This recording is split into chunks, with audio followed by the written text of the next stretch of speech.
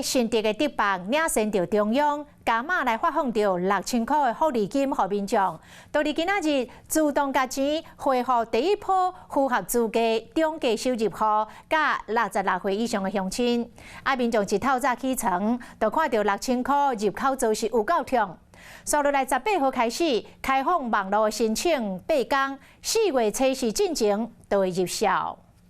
眼睛一睁开就看到这则讯息啊，点进去看一下，才发现原来这个是竹北市公所发的福利金。看到口罩有钱回来，民众笑甲嘴仔里塞塞，第八次领先中央发6000，乡亲拢收到啊。尤其像我们退休的老人家，多了6000块钱，我又可以去游山玩水。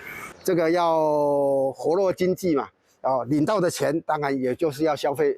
又把它用出去。排队的人钱伫咧门口，当作为着这6000迁户口，大家拢总来到户政事务所，因为那是竹北的市民全部拢有，等2个月总算领到，即马物价涨悬，6000块无鱼还嘛好。当家里的加菜金，那其实因为现在刚好物价全部都一直在涨，所以刚好是最适当的时候。今仔日这波会先发放低收、中低收含66岁以上是大人，唔免申请，直接汇钱给你。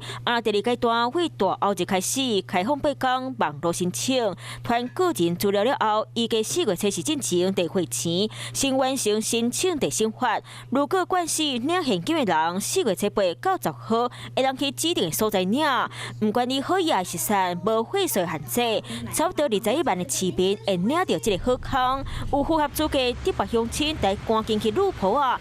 确认这6000块有领到无？有事没事赶紧转开华视，还没有订阅华视的 YouTube 频道吗？赶紧按赞、订阅、开启小铃铛，我们华视 YouTube 见。